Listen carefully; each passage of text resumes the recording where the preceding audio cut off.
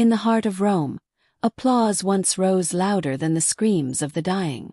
The Colosseum and countless arenas were not monuments to life, but to carefully staged cruelty, rituals where men, women, and even animals were broken for the thrill of the crowd.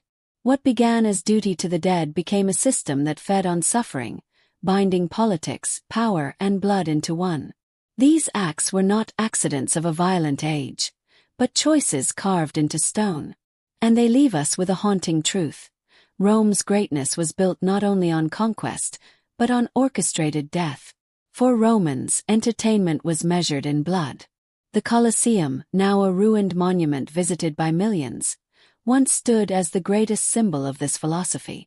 To the people of Rome, it was not only a stadium but also a stage where power was displayed and cruelty was made into policy.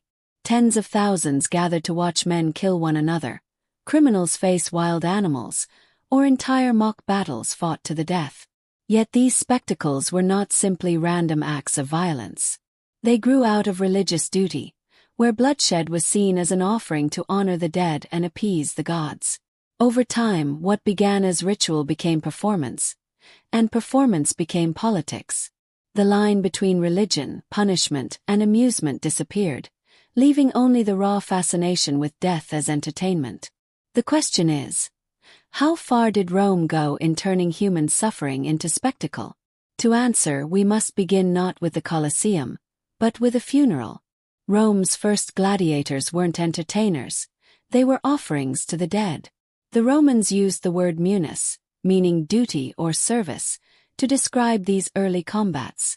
A munus was not a game but a sacred obligation, carried out at funerals to honor the spirit of the deceased. In 264 BC, Decimus Junius Brutus Scaeva staged such an event at his father's funeral. 3 pairs of slaves fought each other in the cattle market of Rome, their bloodshed serving as a solemn tribute rather than a public amusement. This was not yet the grand spectacle later generations would recognize. It was a ritual act, rooted in the belief that death demanded repayment, and the shedding of blood was a way to satisfy the dead. Yet this beginning planted a seed. But what began as private mourning would soon become public entertainment, and far deadlier. The Senate discovered blood could unite a city. What had begun as family duty soon grew into civic performance. The Romans already held festivals called ludi, games in honor of the gods, often sponsored by the state. Over time, gladiatorial contests were absorbed into these festivals, shifting their purpose from private mourning to public ritual. Once the Senate approved funding, the arena became a place where religion, politics, and spectacle blended. Magistrates, especially those seeking higher office, quickly learned that sponsoring lavish shows could win the favor of the people. The more extravagant the event, the more political capital it earned. Crowds judged not only the fighters but also the generosity of the official who provided the games. What had once been a somber tribute to the dead turned into a tool of ambition. And with politics came escalation. The arena demanded more than man versus man versus lion, spectacle at its rawest. The Romans called these events venations or animal hunts, and they quickly became a central part of public games. Unlike the ritual duels of earlier times, these displays were designed purely for awe and excitement. Exotic animals from across the empire, lions from Africa, bears from the mountains, and leopards from the east, were brought into the arena to face human opponents. Sometimes the fighters were trained specialists called bestiarii, but often the match was hopelessly one-sided. To heighten the drama, animals were deliberately starved before release, making them more aggressive and unpredictable. The clash of man against beast was more than a hunt. It was a demonstration of Rome's reach, showing that even the wildest creatures of distant lands could be captured and turned into entertainment. Yet these hunts blurred the line between display and cruelty. But when punishment mixed with entertainment, the Romans went further still. In Rome, a death sentence came with an audience. One of the most brutal forms of punishment was damnatio ad bestias, execution by animals. Instead of being carried out in private, these deaths were staged before thousands of spectators. Criminals, prisoners of war, and rebellious slaves were thrown into the arena unarmed, left to face lions, bears, or leopards. The animals, often weakened by hunger, were unleashed to tear victims apart while the crowd roared in approval. What might have been justice became public theater, turning human suffering into a shared spectacle. For Rome, the purpose was twofold: punishment of the condemned and entertainment for the masses. The condemned were not only killed, but degraded, their deaths transformed into a lesson about power and obedience. Such displays showed that defiance against Rome led only to humiliation and destruction.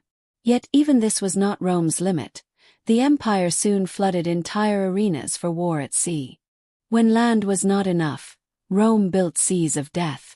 The emperors staged naumachii, mock naval battles fought not on distant waters but in artificial lakes or flooded arenas. Julius Caesar introduced the idea in 46 BC, digging a vast basin near the Tiber to host a recreation of a famous sea battle.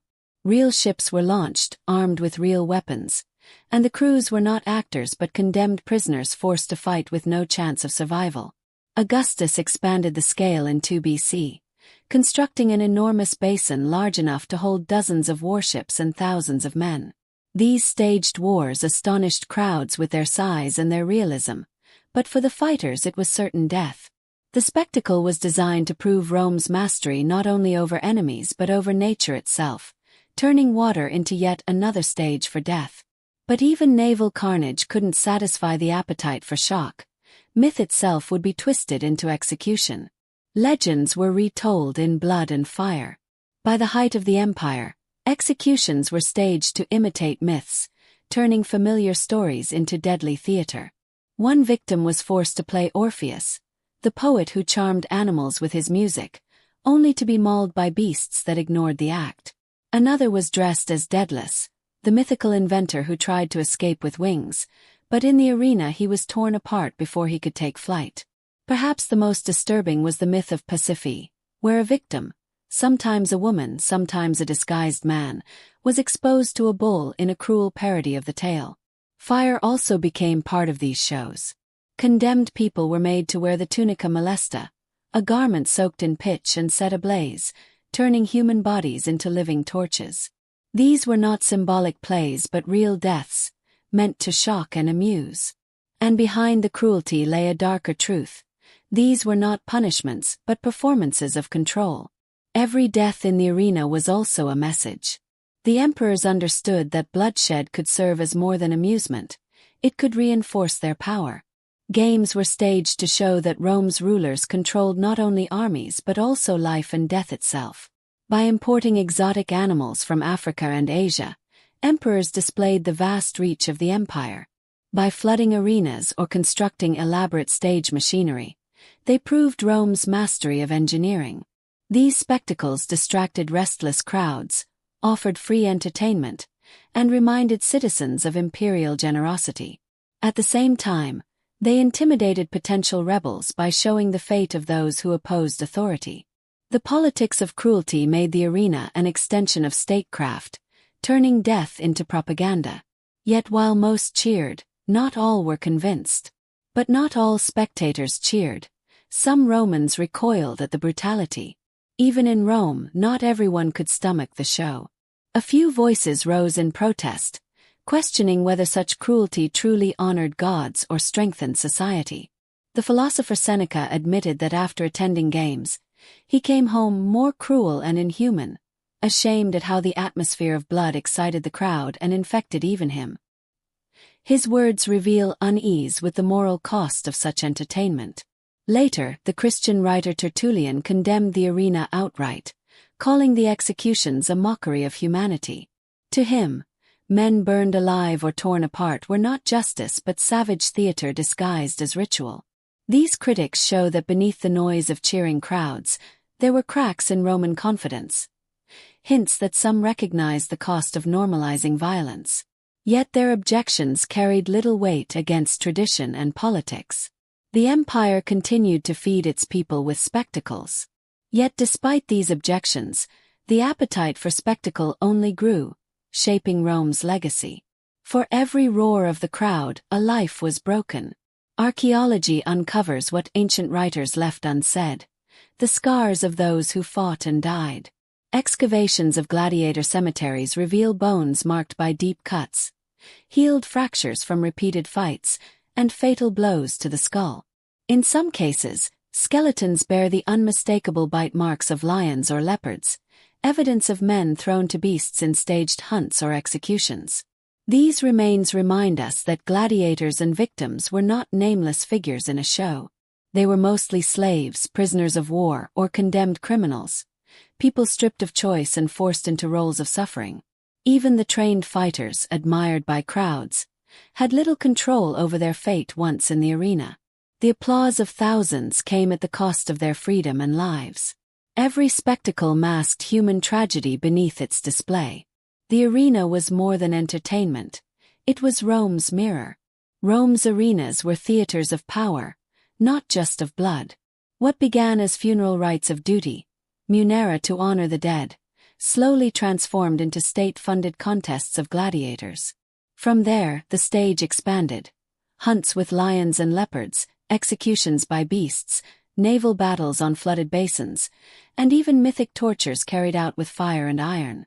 Each step marked a deeper commitment to cruelty, not as accident or excess, but as deliberate policy.